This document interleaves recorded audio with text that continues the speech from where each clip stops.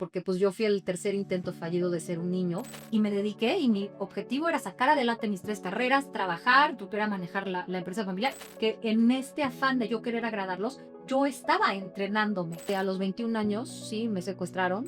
Yo le digo que me quiero divorciar después de 18 años de vivir una relación de violencia. Y lo más difícil, pues que me arrebataron a mis 5 hijos, ¿no? De las peores tragedias salen las grandes causas y hoy esto es una causa para mí.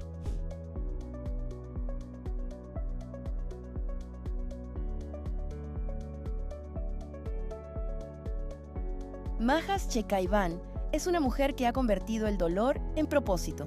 Desde joven, mostró un espíritu emprendedor que se fortaleció con su formación académica, con 3 carreras en el ITAM y un MBA en Harvard. Tiene más de 15 años de experiencia, liderando con visión y alma. Hoy guía a miles de personas a reconectar con su esencia y vivir con fuerza, amor y libertad. Su libro, Imperturbable, viene del comprender el sentido del dolor y descubrir la fortaleza en la adversidad. Va a quienes se han sentido cansados, perdidos o atrapados en ciclos, y a través de experiencias y reflexiones invita a mirar la vida desde una nueva perspectiva. Conoce más sobre ella hoy. Me gustaría abrir esta conversación con hacerte una pregunta que cuando éramos niños nos hicieron a todos. La pregunta que nos hacían regularmente los papás o los maestros que era, ¿qué quieres ser de grande? ¿Cómo contestaba la niña Maja esa pregunta? Y si la respuesta se parece a la Maja y a la vida que tiene. Alex, muchas gracias. Siempre un honor estar contigo. Em, pues yo decía que iba a ser la presidenta de México. Entonces, y luego decía que iba a ser financiera y demás. Y al final, cuando escogí lo que estudié, pues fue más como por complacer y por ganar créditos, ¿no? Porque pues yo fui el tercer intento fallido de ser un niño y entonces pues tenía que lucirme, ¿no? Para pues justificar el amor que pues yo no sentía que tenía porque pues yo no había cumplido las expectativas de ser era la tercera mujer. Y, y pues no, pero la vida me llevó a unos caminos completamente diferentes, pero el destino tiene una manera misteriosa de llevarnos hacia donde nos toca ir. Y hoy podría decir que no es que quiera ser presidenta de México, no, la verdad no, eh, pero sí me interesa mucho poder tener injerencia e influencia en las decisiones que se toman para proteger los derechos humanos de las mujeres y de los niños en este país, que lo que se vive es terrible, la violencia que vivimos es terrible. Bien, y estás construyendo esa misión. Pero hablemos un poquito más entonces de esa niña. ¿Cómo era cómo podrías describir la infancia en una casa de una familia libanesa con algunas probablemente protocolos y costumbres muy conservadoras, tan conservadoras que incluso esperaban al varón y entonces tú te tuviste que defender o poner tu huella a tu manera para pues decir yo también estoy y soy parte de esta familia. Pero ¿cómo crees que en la cuna familiar, las enseñanzas, los valores que te fueron insertando desde niña, están jugando un peso en tu vida adulta? Por supuesto. A ver, aunque yo soy ya de una generación donde se supone que las familias libanesas ya no eran tan tradicionales, mi papá sí pensaba como una persona del año 1800, ¿no? En la que yo podía, o sea, era una dicotomía muy extraña porque yo crecí siendo la tercera mujer, luego nace mi hermano, era lo que esperaban, ¿no? Y no es que mis papás no me querían, ¿no? Pero pues en una familia libanesa donde pues el machismo es el machismo y lo tienes desde tus creencias, o sea, no te lo cuestionas, ¿no? Pero, sin embargo, fue una cosa muy chistosa, porque yo de chiquita eran mis 2 hermanas, que ellas convivían mucho juntas, estaba yo como muy sola y luego venía mi hermano. Y entonces yo convivía mucho con mi papá y con mi abuela, desde muy chiquita. Entonces, ellos tuvieron una gran influencia en mí y en que yo fuera muy diferente a lo que se esperaba de mí y a lo que hacía tradicionalmente una mujer libanesa en esas épocas, ¿no? Entonces, pues, por ejemplo, yo me iba a trabajar con mi papá me ponía a leer los periódicos, o sea, mi papá es más, me pasaba los periódicos, me decía, ve, lee este artículo, está muy interesante, me decía, ¿en cuál acción vamos a invertir en la bolsa? Yo tenía 7 años y yo, o ni estudiaba, decía, vamos a invertir en esto, y él me daba, o sea, como que me daba mi lugar, ¿no? Y él siempre me decía, tú vas tus carreras, o sea, yo sentí que mi papá, yo no sé si él sentía o percibía que yo necesitaba en la vida estar entrenada, porque la vida me iba a dar unos guamazos. Él me decía, tú ten tu carrera, o sea, sí había un trato diferente conmigo que con mis hermanas. Mis hermanas las trataron en el sentido de, mientras me caso, no, estudia tu carrera, pero pues estás lista para casarte. Y mi papá de alguna manera a mí me llevó como a tener intereses muy diversos, ¿no? Yo vendía dulces a los 7 años. Después, a los 15 años, empecé a manejar dos tienditas que le habían dado de concesión a mi papá en un club de deportes, y entonces trabajaba de martes a domingo, entonces no era lo esperado ni era lo normal, ¿no? Y después se acabó la concesión, y a los 2 semanas yo ya me estaba volviendo loca porque solo estudiaba, ¿no? Entonces ahí es cuando empecé a trabajar en el negocio familiar y bueno, duré 11 años y después empecé a estudiar y estudié 3 carreras, ¿no? Entonces, de alguna manera, me preguntas, ¿no? Por supuesto que yo vivía una dicotomía, ¿no? Porque por un lado, se esperaba de mí, si yo quería hacer un trabajo en la universidad con un amigo, no, tiene que ser mujer.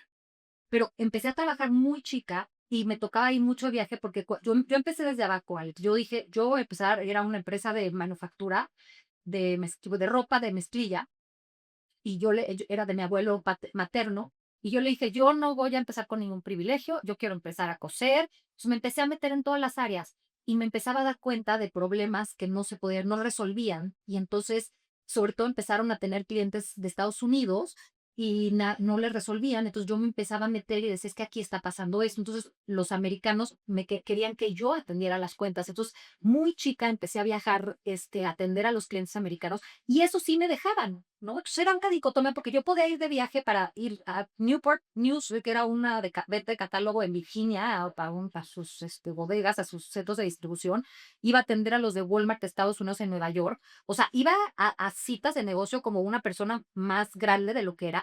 Pero si quería hacer un trabajo con un amigo de la universidad, era no, no puedes, ¿no? O por ejemplo, el primer chavo, yo estudiaba, trabajaba, no salía mucho, todo el mundo en mi comunidad y de mi escuela, porque además vengo de una escuela de monjas, ¿no? Entonces, imagínate, o sea, yo en mi escuela me aburría tanto, era tan aburrida la escuela que en el recreo, la escuela y pues mis compañeras, yo no tenía nada de qué hablar, yo hablaba de la bolsa de valores y pues no me entendían. Entonces yo en los recreos me quedaba en el salón leyendo el periódico, ¿no? Entonces, ni de la escuela ni de tal, ¿no? Entonces, estoy estudiando, ¿cómo se llama? Las carreras. Sí, Bien. todas mis amigas, bueno, las de mi escuela y de mi comunidad, las paisanas, me decían, es que eres muy tonta, te la pasas estudiando y trabajando y no sales, no te diviertes, no salía, no tenía vida social, porque no me daba la vida, ¿no? Y entonces, cuando acabo las 3 carreras y ya solo trabajo, pues ya tenía tiempo, ¿no? Entonces, cuando empiezo a salir, y en la primera salida con una de mis amigas, un chavo me empieza a tirar la onda y pues me empieza a hablar y empezamos a salir, y bueno, a las 2 semanas mi papá lo corre de mi casa, ¿no? Entonces, ya te imaginarás, ¿no? O sea, para mí era, pues, o sea, ¿por qué sí puedo viajar y no puedo salir con quien yo quiera, ¿no? Y luego, pues 2 meses después conocí al amor de mi vida. Ahorita vamos para allá. Ahí vamos para allá, pero sí, mi infancia, a ver, también fue una infancia, mi mamá fue muy dura conmigo, cosa que en su momento, por esto que hablas de las creencias y demás, y pues yo pensaba que estaba, o sea, siendo muy dura conmigo. Hoy lo entiendo y hoy se lo agradezco, porque me forjó y me obligó, no quizá para mí era tener que salir y demostrar, pero todo eso fue el entrenamiento que me ha mantenido a flote en situaciones muy fuertes, ¿no? Y mi papá, bueno, obviamente mi mamá siempre estuvo con nosotros a su manera, como ella pudo. A ella se le murió su mamá cuando ella tenía 8 años y estuvo en un internado desde los 5 años. Yo solo tengo agradecimiento para lo que mi madre hizo conmigo. Nunca nos dejó, siempre estuvo pendiente de nosotros.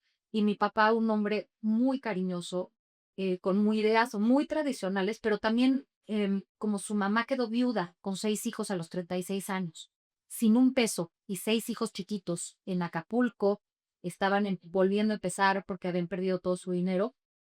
Él vio a una mujer extranjera en México sin un peso, con 6 hijos, que tuvo que salir adelante vivían en el mercado, o sea, y tuvo que salir adelante. Entonces, él estaba convencido y no sé, por alguna razón, él creía que yo sí tenía que estar preparada para la vida, ¿no? Entonces, se vivía un poquito esta dicotomía, pero mi papá sumamente decoroso y mi abuelo materno es el único abuelo que conocimos, porque mis abuelas, las dos murieron, o sea, mis tres abuelos, o sea, es el único abuelo que tuvimos.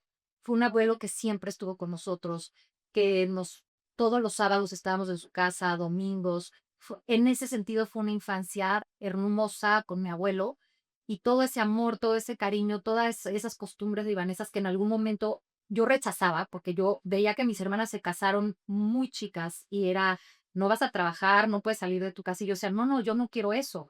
Entonces yo decía, no, no, yo no quiero nada de lo libanés, no me gusta la comida. Y a lo largo del tiempo me casé con un alemán, pero a lo largo del tiempo cada vez aprecio más estas costumbres y estoy convencida de una cosa, ¿no? Porque claro que nuestras creencias nos limitan, las expectativas que se tienen de nosotros, ¿no? En la sociedad, en la familia, en la cultura. Pero hoy lo que yo estoy convencida es que no hay que desechar nada. Lo que tenemos que hacer es integrar lo bonito de cada cosa, ¿no? Incluso las costumbres alemanas del que ahora es mi ex esposo, no, no te diría desecho todo, porque también tienen cosas bonitas. Entonces, lo que hay que rescatar es lo bueno, lo que nos alimenta el alma y, y no ser tan polarizados, ¿no? Bien, sí, a ver, yo más o menos empiezo cada vez más a entender la historia que tienes tú, te veo muchísimo por las peleas y lo fuerte que eres para enfrentar cosas muy grandes. Pero ya se veía, era como una señal o como un camino que te tocaba, como bien dijiste, por un lado no podía salir con el vecino, pero por otro lado sí podía ir a Walmart, a Nueva York, a una junta con hombres. A lo que voy es que me llama mucho la atención que hables en plural cuando te refieres a carreras. No es muy común que la gente estudie carreras, estudias una carrera y con eso te casas. Tú estudiaste 3 carreras y además una maestría en el extranjero. ¿Qué querías demostrar? O te aburrías muy fácilmente y tenías que estar ocupada, o querías demostrarle a tu abuelo algo, o a ti, o a tu papá. ¿Por qué? ¿Por qué 3 carreras? ¿Por qué maestría? ¿Por qué trabajo? ¿Por qué?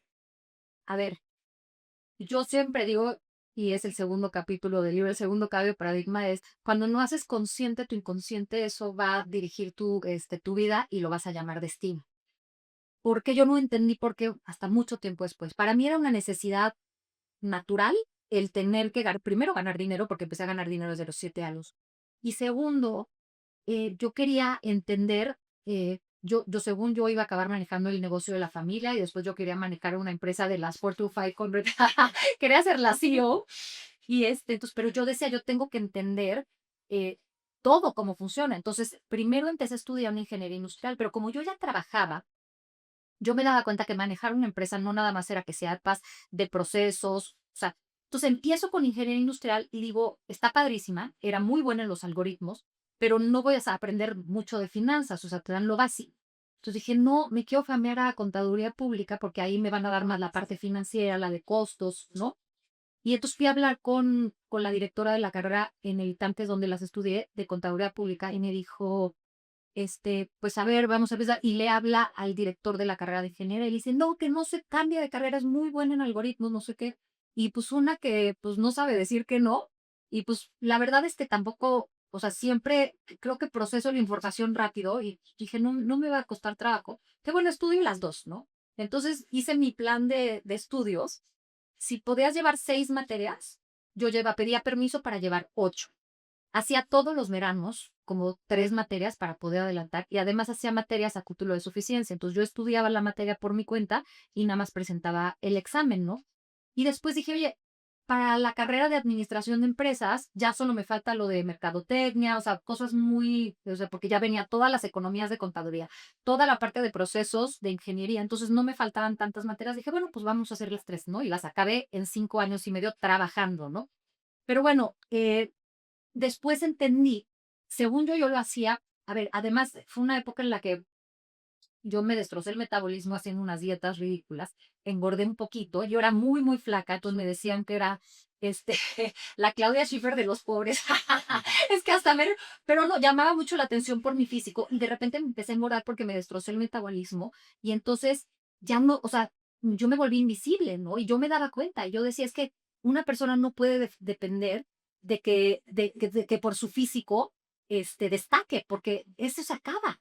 Y entonces fue para mí un momento de mucha revelación, porque dije, lo que yo haga por mi mente, por mi, intelecto, por mi espíritu, eso nadie me lo puede quitar, ¿no? Entonces fue como meterme en un cascarón, meterme como ermitaña, y me dediqué, y mi objetivo era sacar adelante mis 3 carreras, trabajar, porque era manejar la empresa familiar, y mi sueño era irme a estudiar fuera de México, pues, la maestría, porque ya las carreras no me dejaron irme a estudiar fuera, pero sí podía viajar, ¿no? Entonces, otra vez esta dicotomía. Pero más adelante me doy cuenta que, es más, hoy, ¿no? Incluso, que mi camino y mi corazón y mi misión de vida está por otro lado.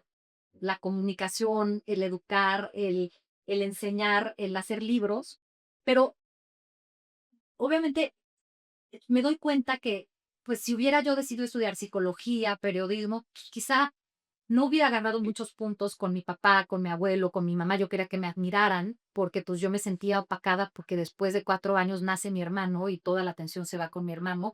Y pues yo volteenme a ver, ¿no? Pero esto, pues, mientras no lo tengas consciente, realmente dirige tu vida y no te das cuenta. Hoy lo agradezco, porque ese es parte del segundo capítulo de mi primer libro, y es que, obviamente, no hay arrepentimiento, porque cuando estamos en esta ratonera repitiendo estos patrones, estas creencias, estas expectativas, luego nos flagelamos y tenemos culpa y arrepentimiento, pero no hay ni culpa ni arrepentimiento, porque hoy ese rigor, esa disciplina y ese rigor del estudio de todas estas carreras y luego la maestría, es lo que me ha ayudado en procesos difíciles a poder mantener la calma, pensar con claridad, y procesos difíciles, difíciles, o sea, riesgo de muerte, de cárcel y de muchas cosas más, poder pensar con claridad y armar un plan y tener la fuerza, la fortaleza, la disciplina y la perseverancia de salir adelante. Entonces, tampoco, o sea, yo digo, todos tenemos un plan, y mi plan era ese. O sea, no fue de casualidad. Mi plan era que, en este afán de yo querer agradarlos, yo estaba entrenándome para lo que iba a venir después en la vida. Incluso hoy que tengo el libro, aunque no trate de mis carreras, ¿no? Le da mucha credibilidad el bagaje que traigo académico, porque pues de alguna manera le da peso, aunque yo creo y estoy convencida que todos esos títulos nobiliarios, como yo les llamo, realmente no te sirven de nada, porque puedes tener una mente brillante, un intelecto brillante, pero si no actúas con valores, desde la conciencia, viendo realmente por el bien común, pues de nada te sirve tener todos esos títulos nobiliarios si vas a usar esa mente brillante para hacer daño, ¿no? Sí. Ahora, tú has hablado mucho de si yo tenía que destacar, y creo que ahí es la respuesta que me das, si yo resumo lo que me acabas de decir, en yo tenía que destacar porque 4 años después de mí vino mi hermano, el hermano era lo que se esperaba cuando yo iba a nacer, la familia muy tradicional, pero por otro lado mi abuelo y mi papá empujándome en una dirección, tú absorbiste esa dirección y te estaban entrenando sin que tú lo supieras para unos golpes muy fuertes. Yo conozco dos, un secuestro y la pérdida de tus hijos. Y has enfrentado ambas peleas. ¿Se parecen en algo esos dos eventos?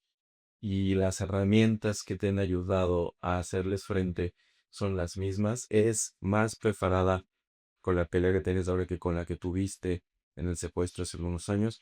¿Cómo enfrentas esos eventos? ¿Son las herramientas? ¿Eres una mejor persona?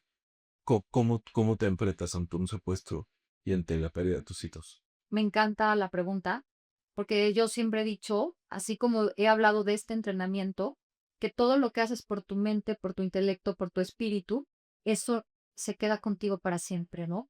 Y esto yo lo aprendí porque a los 21 años, sí, me secuestraron durante 9 días. Me golpeaban brutalmente. No podía ni llorar si me golpeaban, porque si lloraba cuando me golpeaban más.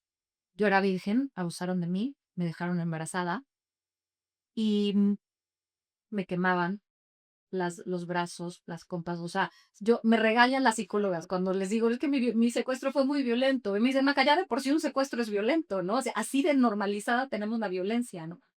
Pero yo me decía a mí misma, me pueden privar de mi libertad física, pero nadie se puede meter en mi cabeza, ¿no? Y ese fue como el primer gran aprendizaje que tuve en esta experiencia, que para mucha gente es desgarradora y les destroza la vida y acaban en adicciones. Para mí fue como el viaje iniciático, ¿no? Ahí empezó mi viaje, pues en este camino de entender pues, que la vida te va a dar procesos difíciles, ¿no? Y el segundo es que los secuestradores, ellos esperaban que el rescate, bueno, que fuera menos tiempo y se fue alargando y estaban muy enojados, ¿no? Entonces, pues sí, siempre había un riesgo de morir, me golpeaban brutalmente. Llegó un momento que yo les decía que ya me dejaran de golpear. Yo solo podía hablar con el jefe. Entonces dije, por favor, déjenme de golpear un ratito para que mi cuerpo pueda volver a resistir y agarrar fuerza. Y ahí yo no sé qué pasó.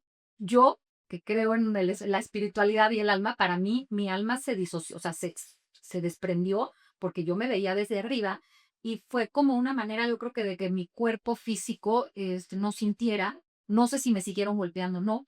Las psicólogas dicen eso es una disociación. Da igual, no importa lo que cada quien crea, pero la realidad es que cuando yo regreso en mí, ya me seguían pegando y yo ya sentía más fuerza para que me siguieran pegando, o sea, como que fue un ratito. Pero yo le llamo, para mí fue como una experiencia cercana a la muerte. Y entonces yo me decía a mí misma, me preguntaba dos cosas en el secuestro. La primera, ¿me arrepiento de algo? O sea, cuando estás al borde de la muerte, la pregunta que te haces es, ¿me faltó vivir algo? O sea, ¿dejé de hacer algo? Yo decía, no, Majata, a mis 21 años ya he estudiado 3 carreras, ya había trabajado desde los, bueno, 15 años ya más oficialmente. La verdad vivía una vida muy intensamente. Digo, no tenía vida social, pero pues yo estaba con mi plan y con mi meta en la cabeza y yo estaba cumpliendo eso. Y lo segundo que me preguntaba era, si yo me muero mañana, o más bien, si no me muero y salgo de esta, algo me está pidiendo la vida que haga con todo este conocimiento. Y no sé si te acuerdas, pero cuando empezamos a trabajar en el libro, Alex, todavía no pasaba la siguiente temporada de la que ahorita les voy a hablar, que ha sido una temporada de muchas aventuras, con muchos retos, pero desde antes ya estábamos haciendo el libro porque yo sentía que con lo que yo había vivido, el cáncer de cerebro de mi papá, hay una traición de familia y muchas otras cosas más, yo sentía que yo ya había vivido suficiente como para poder contar una historia y poder dar consejos de cómo sobrepasar estos procesos.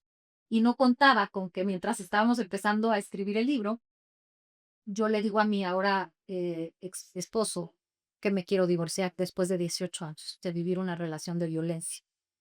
Y pues ahí empieza un terrorismo psicológico, judicial, y lo más difícil y duro, pues que me relataron a mis 5 hijos, ¿no? Entonces, claramente el libro, yo sé que queremos hablar de mí, pero el libro no hubiera estado completo si todos estos procesos y herramientas de los que hablo no hubieran pasado por esta última temporada en la que me pusieron a prueba en todos los sentidos, en la parte humana, en la parte judicial, en la parte mediática, en la parte de reputación, en absolutamente todos los ámbitos en mi vida. O sea, mi vida, yo ya no me acuerdo cómo era mi vida hace 2 años y medio. O sea, cambió completamente mi vida. Y estos cambios tan extremos solo pasan cuando la vida te pone en situaciones de límite, ¿no? Dos, tres ejemplos muy fáciles. Eh, Él me pide que no nos divorciemos, que podemos funcionar, pero todo era para manipular a mis hijos, para que él me pidiera a mí el divorcio y que cuando él me pidiera a mí el divorcio, la narrativa le estuviera cambiada. Él era el violento con mis hijos, los golpeaba brutalmente. Los únicos que sabían de la violencia contra mis hijos eran sus papás. Y yo pensaba que los abuelos iban a ver por la integridad de los nietos y no fue así.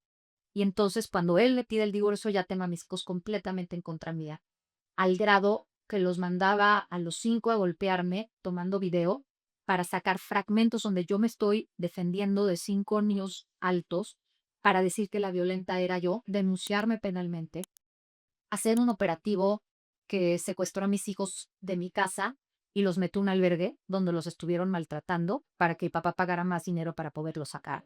Y posteriormente, acusarme penalmente de un delito que no cometí, judicializar la carpeta sin tomar en cuenta mis pruebas que mostraban que todo era una falsedad y después vincularme al proceso, esto es ya meterme en un proceso penal diciendo que había elementos suficientes para decir que yo había cometido un delito Y más adelante, a pesar de toda la documentación mostrando que todo era mentira, me acusaron pidiendo 36 años de cárcel.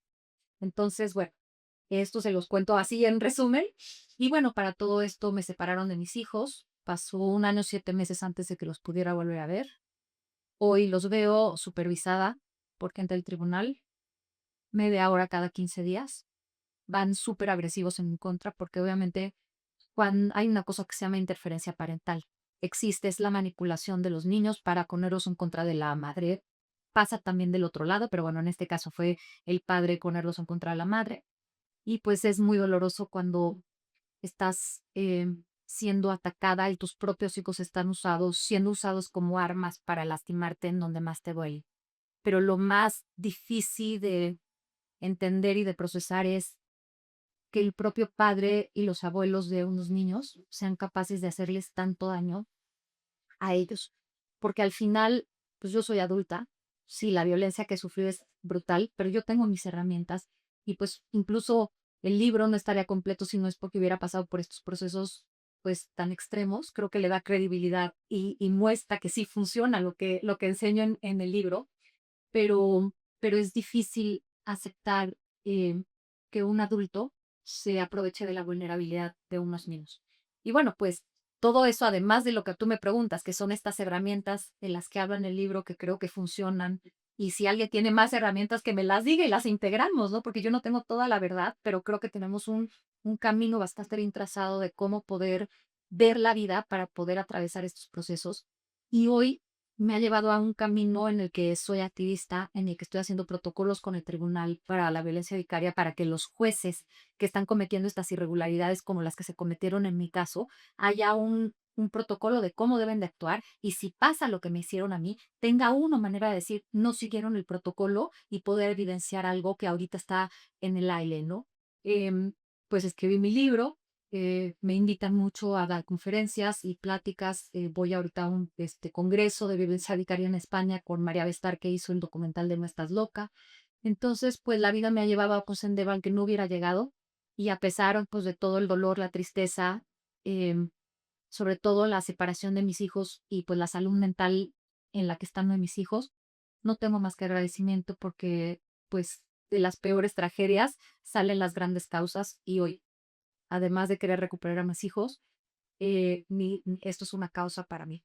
Bien, no, y felicito, por eso te digo, has tenido unas batallas que no pediste, pero que pues por alguna razón te tocaron a ti y has enfrentado esas batallas pues de manera muy admirable a través de herramientas que nos compartes. Dos preguntas más para cerrar la entrevista. La primera es, ¿por qué no nos dices una o algunas de las herramientas que están en el libro que nos pueden ayudar de manera inmediata, expedita, implementable para nosotros? Ujú, ¿Qué sería? O sea, ¿cuál es ujú, una frase que tú me dijiste que yo no he olvidado, que me encanta, es la vida es como el helicóptero que no tiene una dirección. O sea, no nos enseñan a manejarlo, ¿no? Y tú, detrás del libro, la misión que estás persiguiendo es darnos ese control ujú, que puede ayudarnos a manejar ese helicóptero sin rumbo. ujú, ¿Cómo? ujú. Danos algo de eso. Híjole, es tan fácil y es tan simple y la gente que ha leído el libro me dice, Maja, en tan poquitas palabras, en tan poquitas hojas, resumiste pues un cúmulo de información que para mí llevó desordenadamente por destellos, por épocas y por experiencias vividas. Y el primero es que no somos víctimas, somos responsables de nuestro destino. Y tú me digas, eso es una incongruencia, porque al final te estás defendiendo judicialmente. Claro, me estoy defendiendo porque yo soy inocente, no voy a ir a la cárcel, y por supuesto que soy una víctima de esto, pero no me digo como víctima ni me asumo como víctima. ¿Y cómo lograr? Porque es muy fácil decir, pero ¿cómo lograr no sentirte víctima, no asumirte como víctima y de verdad responsabilizarte para poder tener esta paz y esta calma de salir y actuar y resolver? Es que todos tenemos un plan del alma. Todos elegimos, tú me dices, tú no elegiste estas batallas, no, yo sí las elegí. Como alma sí las elegí y yo elegí las lecciones que iba a venir a vivir. Y cuando asumo eso y tengo esa paz de decir, esto es lo que yo elegí venir a vivir, incluso en una parte del libro, yo digo, qué difícil ha de haber sido para el alma del padre de mis hijos haber decidido encarnar en esta vida y ejercer el papel del opresor en esta vida. porque como almas no hay odio, no hay dualidad. Y entonces él vino y él me quiere dar este aprendizaje. No es que justifico sus acciones, pero cuando yo lo miro desde esta óptica, esa paz que yo tengo y el no asumirme como víctima, me da esta fuerza para estar en mi centro y poder ver hacia una solución.